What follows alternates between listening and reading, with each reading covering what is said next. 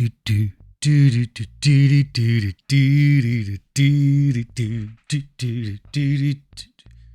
bah je le fais de manière buccale pour éviter d'être striké par YouTube, quoi. Mais enfin bref, hello et bienvenue sur Marvelous, là où on ne parle encore une fois que de Marvel Champion. Et un peu plus que de Marvel Champion quand même aujourd'hui. Alors installez-vous.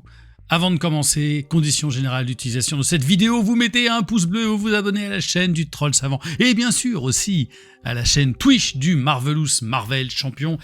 On fait des lives, on commente les nouvelles sorties en même temps, le soir même on se retrouve et puis on discute, bah voilà, est-ce que c'est bien, est-ce que c'est pas bien, est-ce qu'on a hypé, est-ce qu'on n'est pas hypé. Et pour savoir quand est-ce qu'il y a des lives sur le Twitch, et ben c'est très simple, vous allez sur le Discord et là dans la description de cette vidéo, juste en dessous, et ben il y a l'invitation pour venir nous rejoindre sur le Discord, on est quasiment 200. C'est merveilleux. Aujourd'hui, on se retrouve pour une nouvelle vidéo Quad 9 Deck. Ça, c'est Alias qui a trouvé ça, qui fait toujours aussi ces merveilleuses vignettes et tout. Merci à toi, Alias. Donc, dans ce Quad 9 Deck, aujourd'hui, on va rendre hommage aux gardiens de la galaxie, du MCU, bien sûr. Petit disclaimer, je vais vous présenter plusieurs decks des gardiens de la galaxie, mais il n'y a pas de deck de Venom, puisque Venom est pas dans le film, et qu'Adam Warlock, qui est certes dans le volume 3, c'est pas un gardien de la galaxie. Je ne vous spoile rien. Si vous n'avez pas eu encore le temps d'aller voir le film, mais en tout cas, allez-y, vous pouvez foncer. Donc je vais vous présenter un deck de Star-Lord, de Nebula, de Gamora, de Drax, de Raccoon, et il m'en manque un, de Groot, bien sûr, je s'appelle Groot. Voilà, je vais vous présenter 6 decks. Je vais vous dire aussi, est-ce que ce sont des decks qui peuvent être joués en solo ou est-ce qu'ils sont plutôt orientés multi, ou voir les deux, puisque évidemment un deck qui est bon en solo, il est bon aussi en multi. Et je vous donnerai une note aussi entre 1 et 5 pour vous dire est-ce que le deck le plus facile à jouer sera plutôt vers 1 et le plus difficile à jouer sera donc dans les 5. Et donc aujourd'hui, je me suis dit, moi j'adore les gardiens de la galaxie. Voilà, j'adore ce que le MCU en a fait. Pour moi, c'est ce qu'il y a eu de meilleur dans la MCU. Iron Man, les Avengers et tout ça, on connaissait. Et les Gardiens de la Galaxie, ces espèces de bras cassés absolus. James Gunn, pour le coup, a fait un vrai coup de génie. Moi, j'ai vraiment aimé les 3 films, alors avec des petites différences. Le dernier, bon, sans faire de spoil, voilà, il y a 2-3 conneries comme le Adam Warlock humain, ou le méchant dont les motivations sont un tout petit peu étranges, mais bref, c'est pas un méchant très très réussi. C'est vrai que depuis Thanos, c'est compliqué d'avoir des méchants très très réussis, en tout cas dans l'univers du MCU. Mais moi j'ai adoré et je pense que ça va être très très difficile maintenant pour Marvel, en tout cas le Marvel Cinematic Universe, de se relever de la fin des Gardiens de la Galaxie, parce que voilà, le sens du rythme, les bonnes vannes comme il faut, et cette équipe qui est absolument extrêmement attachante, on a envie de rester avec eux, mais c'est fini. Voilà, c'est fini. Alors on va leur rendre hommage, nous, à l'intérieur de Marvel Champion. Alors évidemment, il n'y a pas de deck non plus Mantis, puisque Mantis, FFG, ils n'ont pas fait de deck Mantis. Alors, je mets au défi, et j'ai mis déjà au défi, certains fan-made, enfin des gars qui font des gars et des filles qui font des fan-made de héros de Marvel Champion. J'aurais dit, moi, il me faut Mantis. On pourrait imaginer un personnage Mantis un peu très pété, genre 3 de contre et puis 0 d'attaque, mais elle prendrait juste le pouvoir, l'attaque de tel sbire ou de tel personnage, etc., pour pouvoir attaquer elle aussi de son côté. Enfin, je suis sûr qu'il y a un truc assez claqué à faire avec Mantis.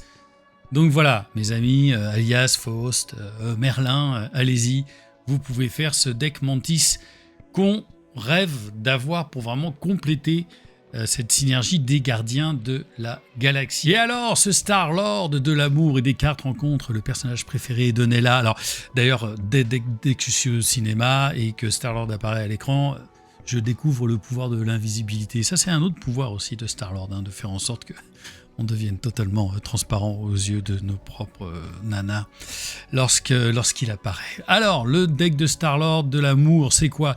C'est basé sur plusieurs synergies gardiens, et on va faire en sorte d'avoir des alliés complètement craqués sur le plateau. Donc, je vous ai déjà montré ce deck, un petit peu comment il fonctionnait très rapidement. On a 6 alliés avec un cinquième, qui est le sixième, qui est Nova Prime.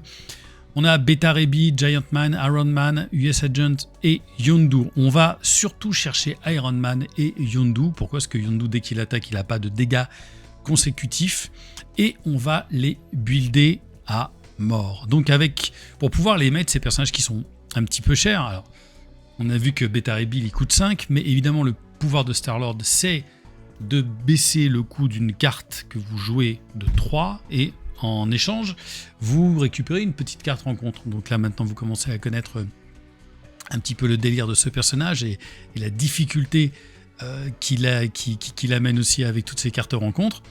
Et donc là, vous réduisez de 2 le coût en ressources du prochain allié joué à cette phase. Donc effectivement, vous pouvez mettre des Yondu, vous pouvez mettre des Iron Man, des Giant Man, et ça peut faire mal. Sachant aussi que Giant Man, par exemple, il gagne plus 2 d'attaque tant qu'il a au moins 3 points de vie, et on va lui rajouter évidemment des points de vie.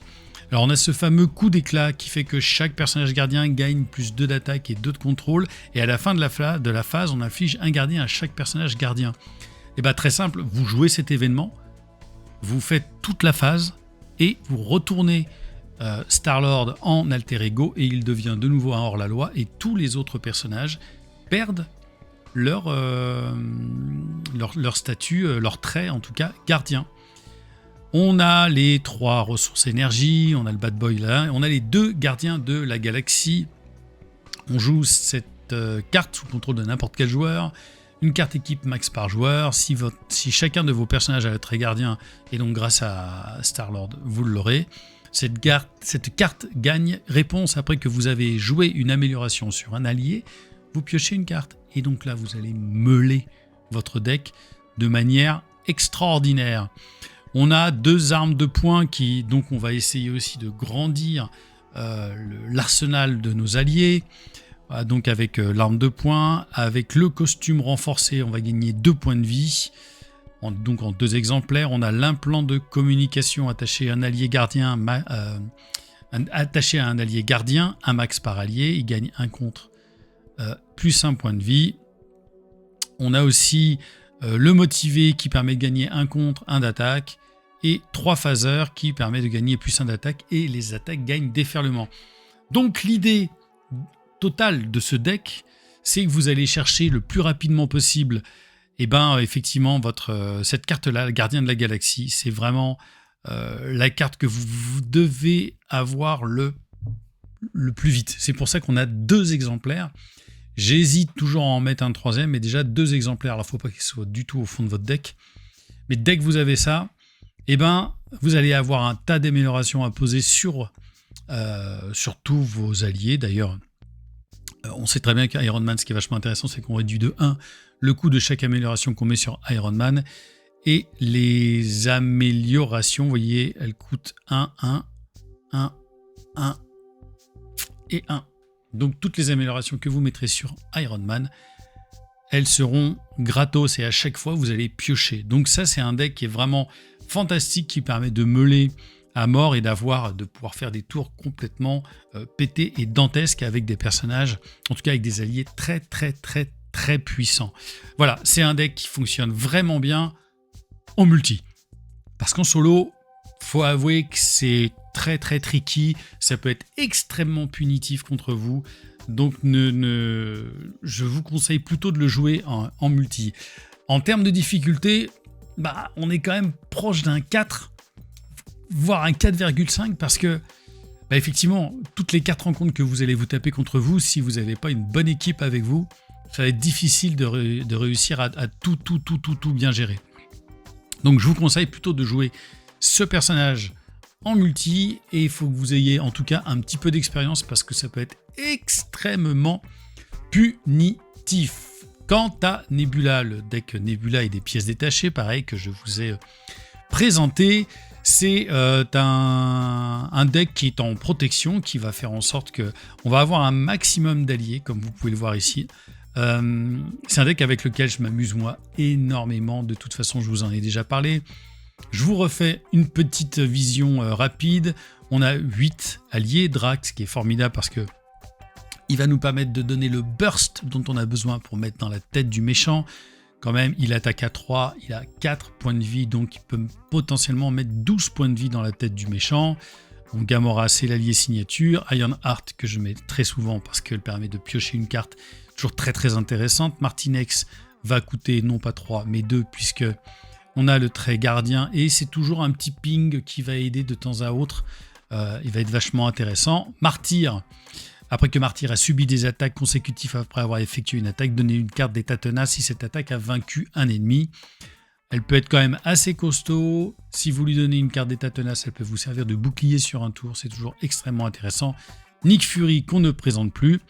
Pareil, encore une fois, je vous présente aussi tous ces decks. J'aurais dû vous le dire en préambule, mais si vous n'avez pas tous les paquets, évidemment, vous pouvez aussi changer des petites choses comme ça et trouver vous-même aussi des petites synergies qui vous plairaient. Là, il n'y a pas une grande synergie dans ce deck-là. C'est vraiment un deck, moi, pour vraiment plaisir, mais sur lequel j'ai vraiment quand même des très très bons résultats avec la puissance intrinsèque aussi de Nebula, de toutes ces cartes amélioration qui font vraiment des dingueries. Rocket Raccoon, effectivement, comme on a Drax pour le méchant, on a Rocket Raccoon pour gérer du sbire. Et Star-Lord, qui peut être vachement intéressant, même si on prend une petite carte rencontre face cachée. Mais on a quand même ce qu'il faut dans la préparation, de manière à pouvoir gérer un maximum de cartes rencontres. Et là, c'est une petite carte rencontre supplémentaire quand même pour un Peter Quill qui, pour seulement 2, va pouvoir faire 6 de contre ou 6 d'attaque. Ça va être vachement intéressant. En événement, on a le coup de poing puissant. Quand un ennemi initie une attaque, vous limitez. Vous infligez 4 dégâts à cet ennemi. Le Cooper en plein élan, on soigne 2 dégâts de notre héros. On met 2 dégâts ensuite à un ennemi. Pourquoi ? Parce que l'idée, c'est quand même de garder Nebula le plus longtemps quand même aussi en héros. Donc il faut essayer de la soigner. J'ai mis effectivement les filles de Thanos parce que c'est vrai que c'est assez pété quand on arrive à avoir et Gamora et Nebula en même temps. Ça nous aide vraiment, vraiment, vraiment beaucoup de pouvoir piocher 3 cartes et de faire un tour complètement dément. Le premier coup, 2 dégâts au méchant et interruption de héros quand un sbire initie une attaque. Infliger 2 dégâts à ce sbire, ça fait partie des cartes que vous pouvez peut-être bouger, vous pouvez peut-être trouver mieux dans des améliorations, vous pouvez peut-être trouver mieux aussi dans certains événements. Moi j'aime bien parce que quand j'arrive pas d'un coup à avoir effectivement un maximum de personnages d'alliés sur le terrain, et ben je peux utiliser ça soit effectivement pour contrer un petit sbire ou mettre un petit dégât au méchant dont j'ai besoin, voilà, pour le grignoter petit à petit. Et un petit, je mets 1. Vous pouvez en mettre 2 en remplaçant en enlevant un premier coup. Après qu'un personnage gardien a subi n'importe quelle quantité de dégâts d'une attaque, vous donnez-lui une carte d'état tenace. Ça va être toujours extrêmement intéressant, sachant qu'elle peut se mettre elle-même aussi des états tenaces grâce à ces améliorations, je ne sais plus laquelle c'est. Voilà, c'est celle-ci, l'obstination inflexible. Alors vous vous rappelez, je rappelle pour celles et ceux qui ne se souviennent plus, que Nebula, vous posez des améliorations, un peu comme Black Widow. Vous piochez 2 cartes quand vous êtes en alter ego, alors que Black Widow, c'est seulement une carte. Et ensuite, quand vous êtes en héros, vous allez bénéficier de cette amélioration durant tout votre tour. Et au début de votre tour, vous résolvez le spécial de chaque amélioration, qui sont des spéciaux, des spéciales. On dit ça comme vous voulez. Donc un spécial, celui-ci, vous retirez 3 menaces d'une manigance. Là, on va afficher 4 dégâts à un ennemi. Sonner un ennemi ou le désorienter, ou effectivement récupérer une carte d'état tenace, ou regarder les 3 cartes du deck rencontre, on en défausse une et on met les 2 autres sur le deck dans l'ordre qu'on veut. C'est quand même très très très très très très très fort. On a 3 ressources comme d'habitude. En soutien, une petite équipe médicale parce que je veux la garder encore une fois sur le terrain Nebula le plus longtemps possible. Alors évidemment, une fois qu'on a dépensé toutes nos améliorations, on a envie de faire un petit tour malgré tout en alter ego, histoire de meuler de nouveau un petit peu son deck pour pouvoir récupérer de nouvelles améliorations. Mais là, le petit jeton qui permet de soigner 2 dégâts, elle a quand même que 9 points de vie, Nebula. Un héliporteur qui permet quand même de réduire le coût d'une carte, ça c'est toujours important. L'infirmière de nuit, surtout pour pouvoir virer un état tenace, un état sonné, ou désorienté. Le nulle part, évidemment, puisqu'on a on a 8 alliés, ça nous permet d'augmenter notre limite d'alliés, et surtout quand on va jouer un allié gardien, on va pouvoir piocher une carte. Alors ça c'est le vaisseau de Nebula, vous le connaissez, et on l'incline et on récupère une ressource. Et enfin dans le reste des cartes, on a l'armure électrostatique qui permet, quand on a défendu sur une attaque, on inflige un dégât au personnage attaquant. L'endurance qui permet quand même de gagner 3 points de vie, peut faire monter Nebula à 12, ça vaut quand même le coup. Et enfin la veste blindée qui nous permet de faire passer Nebula à 2, 2, 3, puisque ses stats de base c'est 2 de 2, 2 de contre, 2 d'attaque, 2 de défense. Voilà, c'est un deck qui fonctionne très bien en solo. Je le joue presque exclusivement en solo, donc forcément multi, il fera complètement le taf. Vous pourrez prendre des petites Bane pour vos copains, parce que vous pourrez en principe pouvoir pouvoir les encaisser avec la veste blindée, l'électrostatique, avec de quoi vous soigner. Donc je pense que ça peut valoir le coup. Et puis il y a toute une tripotée quand même d'alliés assez puissants. Voilà, encore une fois, regardez s'il y a des personnages que vous voulez enlever ou remettre. Voilà. La difficulté de ce deck, elle est vraiment pas très difficile à jouer. C'est un tout petit peu tricky, il faut essayer un petit peu d'imaginer ce que le méchant va faire à son tour suivant. Donc je dirais que ce sera un 2 sur 5 en termes de difficulté à jouer. Nebula, pour moi, c'est pas un personnage vraiment très compliqué. C'est un tout petit peu plus compliqué à mettre en place, mais vraiment pas impossible. On continue dans la protection. Je s'appelle Groot. Alors j'ai fait une vidéo de Groot dans les causes perdues. Ce n'est pas du tout ce deck. Je vous propose un deck Groot protection sans alliés, full événements et amélioration. Alors, on a ces 3 énergies, les 3 ressources habituelles. On a les cartes de Groot, vous les connaissez. Et on a en événement, en 3 exemplaires, défense désespérée. Pour un coût de 1, quand votre héros défend contre une attaque, il gagne plus 2 de def pour cette attaque. Si vous ne subissez pas de dégâts de cette attaque, redressez votre héros. Et vous connaissez le délire, Groot, il a quand même point de vie de 10, mais il y a tous ces jetons croissance sur lui qui permettent d'encaisser un maximum de dégâts. Donc quand Groot est censé subir n'importe quelle quantité de dégâts, retirez-lui autant de jetons de croissance. Pour chaque jeton de croissance ainsi retiré, prévenez un de ces dégâts. Donc l'idée c'est qu'il va garder ses 10 points de vie. C'est le but du jeu, c'est de le tanker pour garder ses 10 points de vie. Et ça va avoir quelques actions par la suite. Alors vous savez aussi le désamour que j'ai pour ce personnage malgré tout. Donc on a donc 3 défenses désespérées. Il va avoir quand même une défense à 3. Donc on va le monter à 5 pardon. Donc a priori il va pas prendre trop de pastèques, en tout cas avec un personnage qui va être joué niveau 1, niveau 2, enfin un méchant niveau 1, niveau 2, ça devrait pouvoir passer. Ne jamais reculer, pareil en 3 exemplaires. Pour 1, quand vous défendez contre une attaque, vous gagnez plus 2 de def pour cette attaque. Si vous ne subissez aucun dégât de cette attaque, vous sonnez l'ennemi attaquant. Et donc là, ça devient extrêmement intéressant, puisque vous allez gagner un bon petit tour, histoire d'essayer de vous régénérer aussi un petit peu en jetons de croissance, parce qu'on sait que c'est la vraie limite de ce personnage. Les jetons de croissance, il les bouffe très rapidement.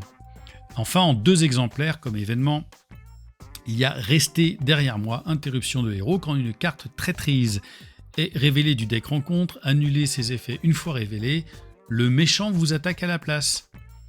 A priori, on a de quoi d'être tanké, on peut prendre des dégâts, on peut éviter les grosses punitions, et surtout, dès que vous avez une ombre du passé qui va être révélée, encore plus que lorsque vous êtes en multi, et bah Groot fait « je prends ». Enfin, je s'appelle Groot, il dit, mais en traduction, il dit « je prends ». Et on a comme soutien, évidemment, 2 équipes médicales pour pouvoir le soigner au maximum. L'infirmière de nuit, encore une fois, ça c'est le duo ultime pour se soigner en protection. L'infirmière de nuit qui permet, certes, à la fois de soigner un dégât du héros, mais surtout de pouvoir virer une des cartes état du style désorienté ou sonné. Et puis en amélioration, on a l'armure, encore une fois, électrostatique, après que vous avez défendu contre une attaque. Vous l'avez vu sur Nebula, on affiche un dégât au personnage attaquant. L'idée, c'est qu'il va falloir qu'on se fasse attaquer le plus possible. On a aussi la barrière énergétique, alors c'est d'autres jetons, ce qui est vachement intéressant. On a 3 jetons réverbération. Quand vous êtes censé subir n'importe quelle quantité de dégâts, retirez un jeton réverbération de la barrière énergétique, prévenez un de ces dégâts et infligez un dégât à un ennemi. Moi, j'en mets 2. J'ai vu que ça avait... que lorsque je m'étais déjà protégé, c'est des choses qui peuvent venir quand on va pouvoir utiliser ce genre de comme c'est pas une interruption forcée bien sûr, on va pouvoir utiliser ces jetons si on sent qu'on va pas être bien sur une deuxième attaque de suite par exemple. Là tout ça c'est les cartes de Groot et on a 3 exemplaires de difficiles à ignorer. Alors réponse de héros: après que votre héros a défendu contre une attaque sans subir de dégâts, incliné, difficile à ignorer, vous retirez une menace de la manigance principale. Donc on en a 3, ce qui, si vous arrivez à mettre les 3, ce sera un cas malgré tout assez rare. À chaque fois que vous vous faites attaquer et que vous ne prenez pas de dégâts, vous retirez des menaces, autant de menaces de la manigance principale que de cartes difficiles à ignorer que vous aurez mis en place. Bien sûr, on a un pas vide, jouez cette carte sous le compte de n'importe quel joueur, un max par joueur, tant que les points de vie restants de votre héros sont supérieurs ou égaux à ses points de vie de départ, il gagne riposte 1. Donc, d'où l'idée de l'équipe médicale, de l'infirmière de nuit, de toutes ces cartes qui nous permettent de gagner un maximum de défense pour garder les 10 points de vie de notre petit père Groot. Évidemment, on peut aussi, un peu comme Nebula, si vous voulez pousser l'expérience encore plus loin, lui rajouter une endurance, comme 41e carte par exemple. En 2, on a 2 imperturbables, après que vous avez défendu contre une attaque sans subir de dégâts, encore une fois, incliné imperturbable, et vous piochez une carte.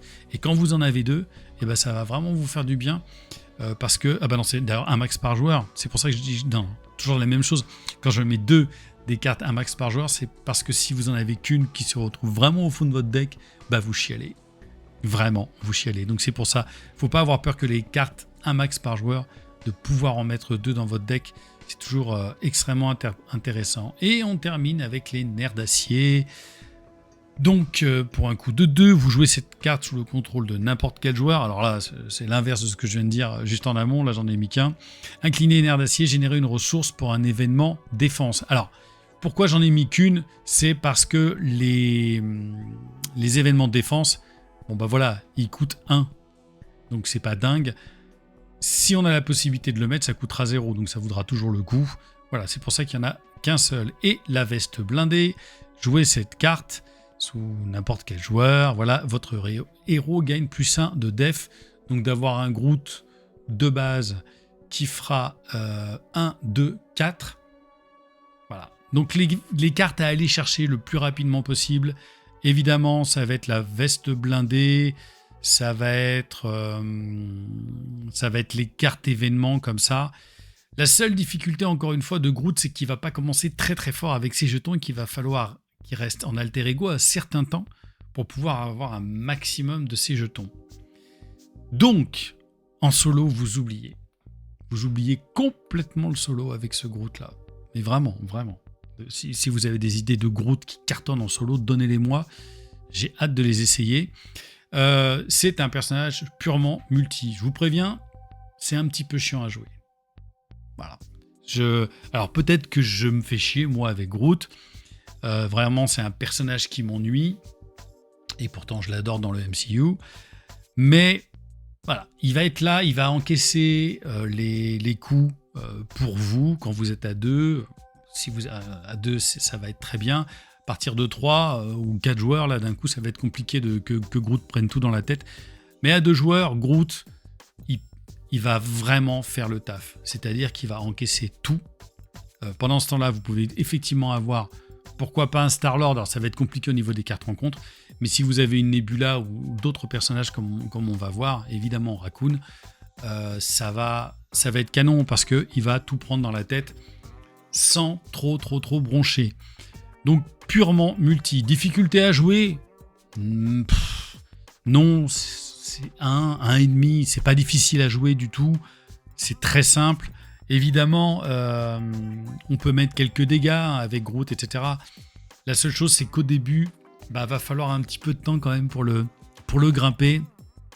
Et on n'a pas beaucoup de cartes, malheureusement, dans le deck qui nous permettent véritablement de gagner beaucoup de jetons croissance. C'est vraiment le seul problème de Groot, à mon sens. Voilà, on passe à Drax. Alors Drax, ce n'est pas du tout mon deck, c'est un deck de Miguel Cantillo Tres. Je crois que j'ai déjà dû présenter un deck de ce garçon qui fait des très beaux decks. Alors pourquoi j'ai pris ce deck-ci? Simplement parce que je joue exactement le même. Donc ça sert à rien de le faire, autant le présenter son deck à lui. C'est encore un deck protection. Alors pareil, encore une fois, moi je veux bien qu'on présente des Drax, agressivité. Mais celui-ci, je trouve qu'il fonctionne et que sa véritable nature, encore une fois, pour moi, je pense que la protection l'aide à être tanké au maximum et qu'il puisse faire vraiment des dingueries. Alors, Drax, qu'est-ce qu'il y a à l'intérieur de ça? On a Gamora, que vous connaissez. Après que Gamora a contré ou attaqué, défaussez les cartes du dessus de votre deck jusqu'à ce que vous défaussiez un événement. Ensuite, ajoutez-le à votre main. Et vous avez vu, on a quand même une petite tripotée d'événements. On a Mantis, qui est son allié signature, sûrement l'un des meilleurs alliés signature de toute l'histoire de Marvel Champion. On a 3 bons de côté. Pour 1, quand vous êtes censé subir n'importe quelle quantité de dégâts, prévenez 2 de ces dégâts si vous avez utilisé une ressource éclair. Pour payer cette carte, retirez 2 menaces de la manigance principale. Donc ça va être une façon de pouvoir gérer aussi la manigance avec Drax tout en se faisant attaquer et en récoltant des petits points de jetons, des jetons vengeance qui vont lui permettre de se EP vraiment de manière totalement dingue. Je crois que c'est combien on peut en mettre dessus, c'est 3 maximum. Et donc qui peut arriver à 4 d'attaque. Alors il a seulement 1 évidemment de contre. Ça c'est une bonne façon de pouvoir un tout petit peu jouer en solo. On a 3 fois ce qui ne me tue pas. Donc l'exigence, c'est la force en 2. Action de héros, soignez 2 dégâts de votre héros et redressez votre héros.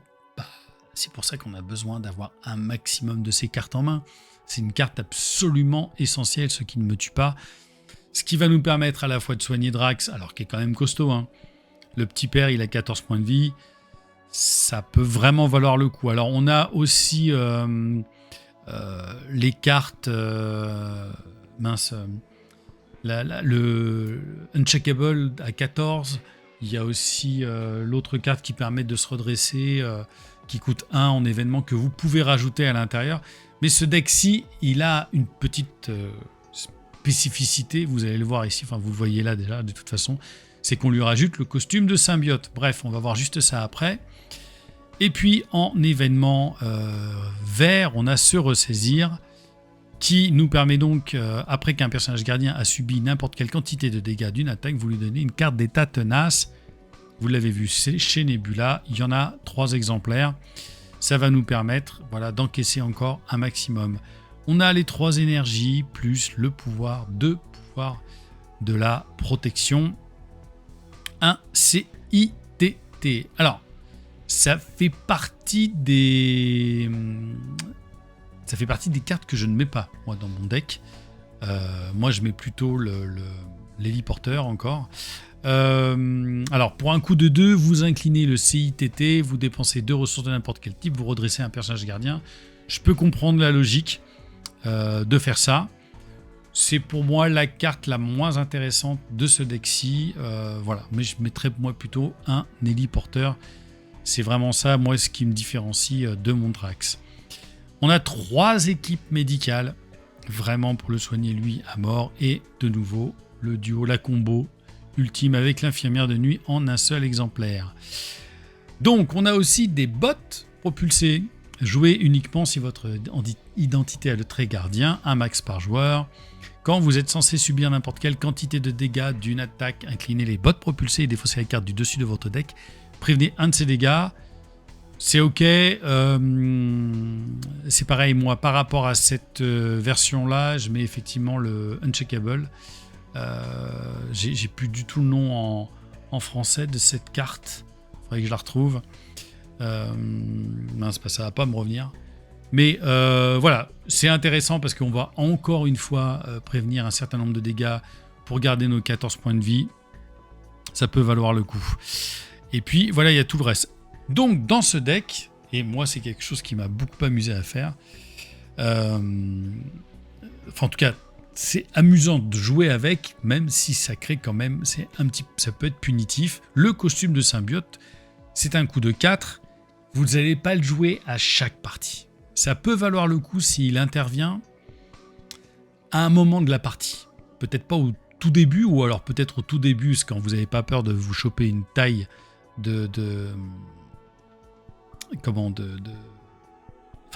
une carte rencontre supplémentaire à chaque tour. Cherchez parce que je lisais la carte en même temps.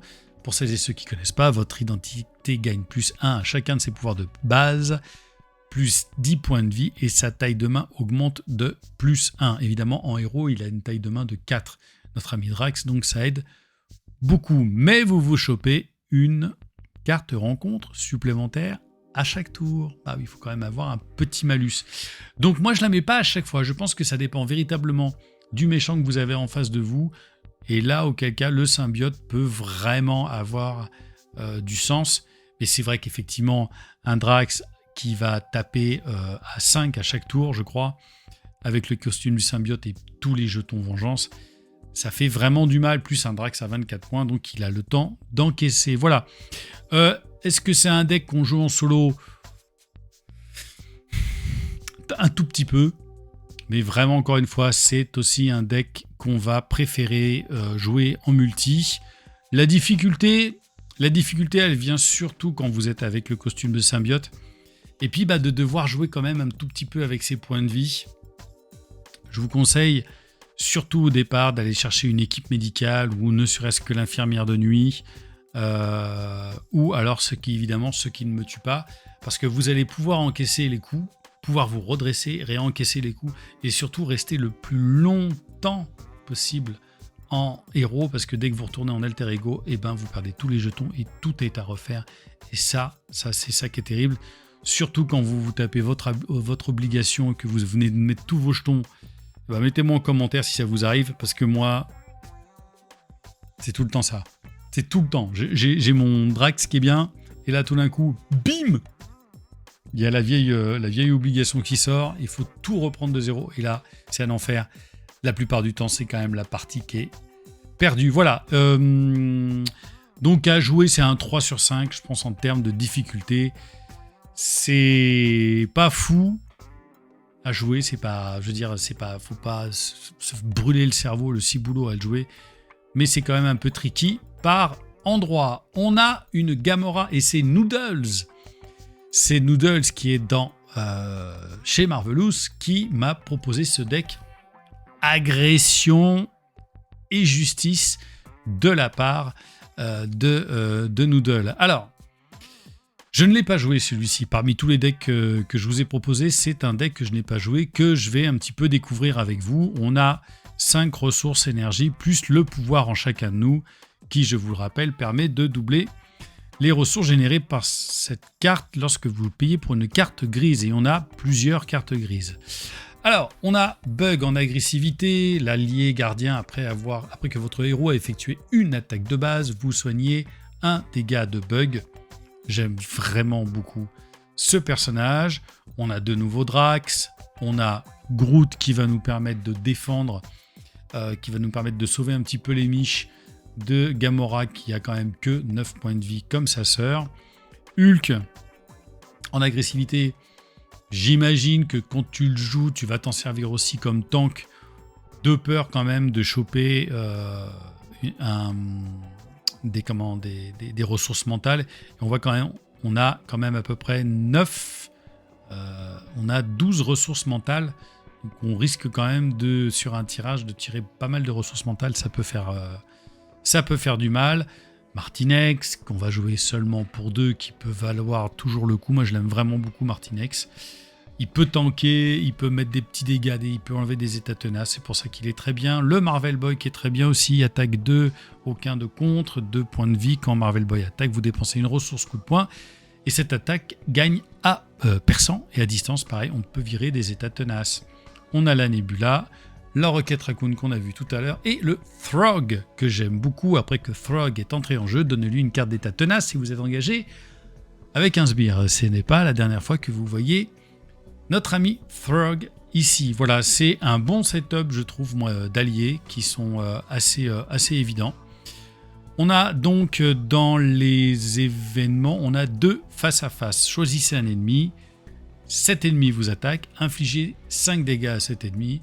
D'où l'idée d'avoir des petits persos. J'imagine que Noodle me dira pas le contraire, comme Throg par exemple. Si en plus il a une carte d'état tenace, vous le rentrez et vous faites un face-à-face, vous faites en sorte qu'il vous défende, il ne prendra rien et l'ennemi prendra quand même 5 dégâts dans sa tétasse.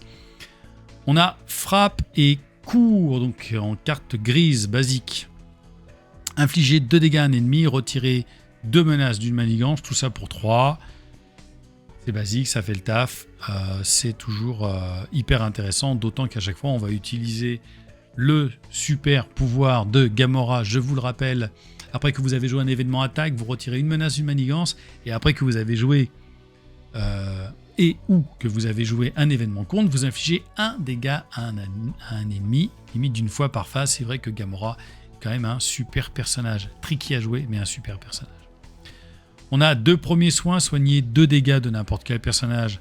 Bah ici, on peut en soigner et nous-mêmes.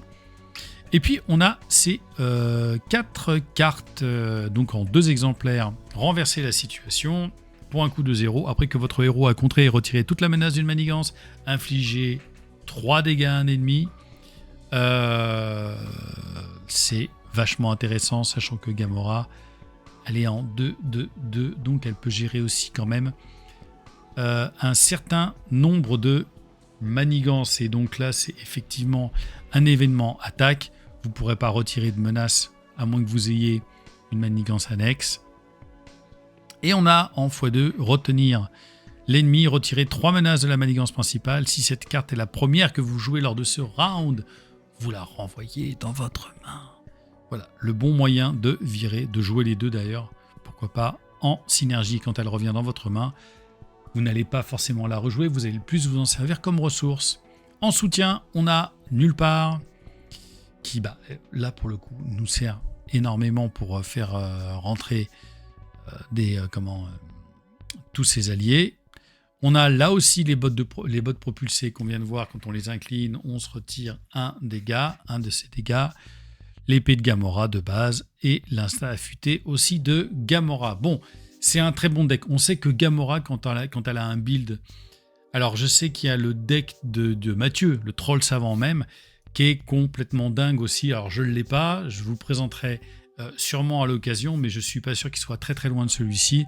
Enfin, il est davantage basé d'ailleurs sur beaucoup d'événements.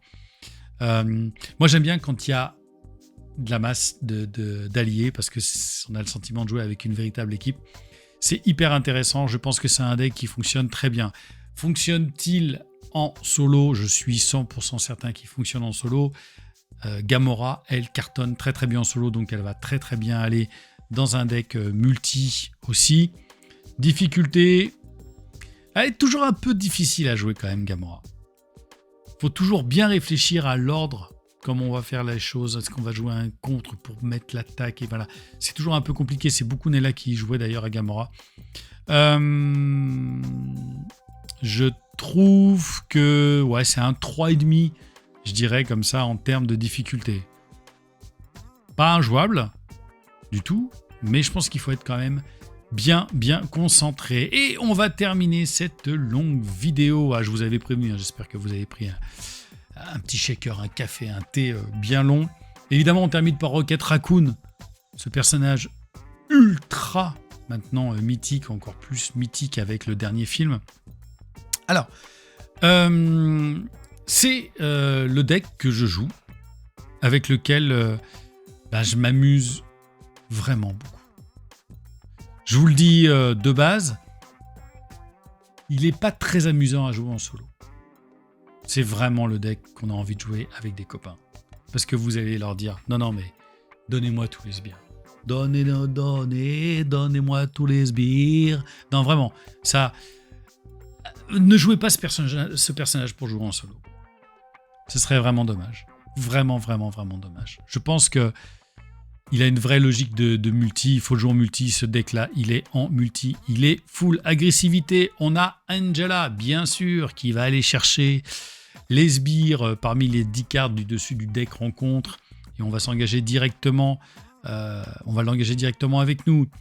Bug, vous l'avez vu précédemment. Je ne vais pas le représenter. Groot, bien sûr, puisqu'il va quand même nous servir de tank pour notre ami Raccoon qui est à 9 points de vie au départ. Spider-Girl, hyper intéressante. Après avoir joué Spider-Girl de votre main, vous sonnez et désorientez un sbire. Tout ça pour 2, ce qui est quand même claqué. Elle a 2 d'attaque. Elle peut mettre 4 dégâts. C'est hyper intéressant. C'est-à-dire qu'elle peut vraiment neutraliser un sbire pendant que vous en avez peut-être un ou deux autres sur le plateau. Et Throg, évidemment, on vient de le voir. L'idée, c'est que vous allez chercher quand même un maximum de sbires. On a en événement 2 fois au cœur de la mêlée pour 3. Vous infligez 6 dégâts à un sbire. Retirez une menace de la manigance principale pour chaque point de dégâts en excès infligé par cette attaque. Le tout est dit. On a un instant de triomphe pour 0 une fois que, après que vous avez attaqué et vaincu un ennemi, soignez un dégât de votre héros pour chaque point de dégâts en excès infligé à cet ennemi par cette attaque. C'est une façon de se healer un petit peu. On a 2 pas de quartier. L'exigence, c'est la force. Infliger 4 dégâts à un ennemi. Donc on a infligé 4 dégâts à un ennemi. Pour chaque point de dégâts en excès infligé à cet ennemi par cette attaque, défaussez la carte du dessus de votre deck. Ajoutez chaque carte agressivité à votre main. Et on en a quand même quelques-unes des cartes agressivité. Ça vaut vraiment le coup. Le plongeon explosif. Si vous jouez cette carte, si votre identité a le trait aérien. Ah bon? Mais il n'a pas le trait aérien. C'est quoi ça? Il a le trait aérien. Alors évidemment, le plongeon explosif qui fait 7 dégâts à un ennemi plus 1 dégât à chaque autre ennemi, vous pourrez le jouer uniquement quand vous aurez vos bottes à propulsion qui vous permettent de gagner 1 de contre et qui vous donne effectivement le trait aérien. Voilà, c'est une combo conditionnée. On a en un exemplaire, poursuivons-les. Après que votre héros a attaqué et vaincu un ennemi, retirez 2 menaces du manigance. Ça vaut toujours le coup. On a les 3 ressources principales, plus le pouvoir. Donc ça, c'est les récup, c'est la ressource de Rocket et les 2 pouvoirs de l'agressivité. Moi, j'ai rajouté un petit hall des héros, évidemment, qui va nous permettre de mettre un petit jeton gloire à chaque fois qu'on pète la tête à un sbire. Et une fois qu'on a 3 jetons gloire, on vire les 3 jetons gloire et on pioche 3 cartes. C'est très très bon. Plus le pouvoir de Raccoon en alter ego. Lui, vous allez vous faire du flip-flap avec lui pour venir réutiliser les armes tech que vous avez en main sur lesquelles il n'y a plus de jetons, comme les batteries, etc. Et vous allez pouvoir piocher et faire des tailles de main de taré. Moi, j'y ai rajouté aussi 2 canons portatifs pour continuer à avoir des armes tech qui vont permettre d'utiliser encore une fois le pouvoir d'alter ego de Raccoon. Il y a 3 jetons. Quand votre héros effectue une attaque de base, retirez une charge du canon portatif et inclinez-le. Votre héros gagne plus 2 d'attaque pour cette attaque. Sachant qu'il a 1 d'attaque de base, qui est quand même pas fou, mais d'un coup ça l'emmène à 3.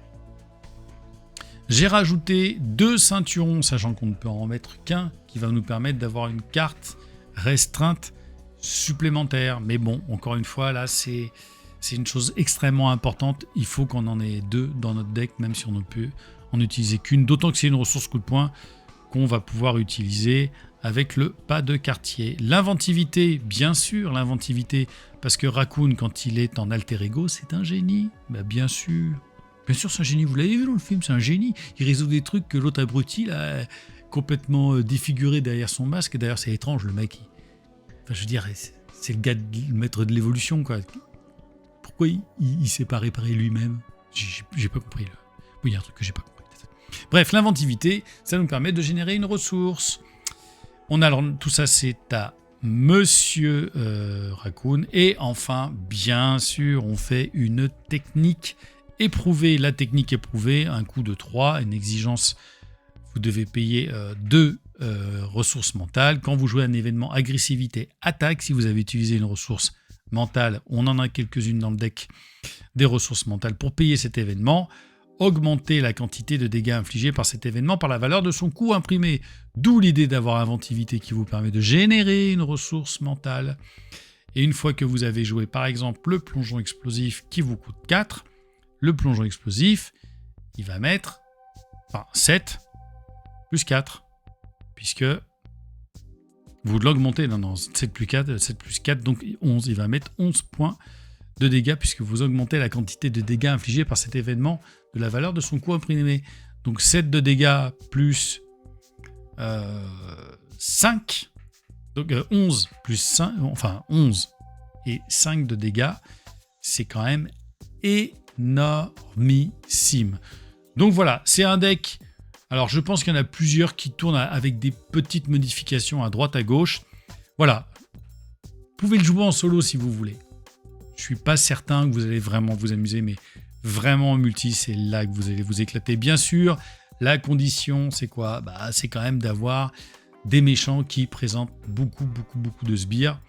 Et c'est là que ça va valoir le coup. Mais quand on joue en multi, il y a quand même, a priori, quelques sbires qui vont sortir et vous allez pouvoir vous builder et faire des gros dégâts. Et puis de toute façon, une fois que vous êtes buildé à mort, Raccoon, il peut faire quand même mal à la tête parce qu'il a quand même des améliorations.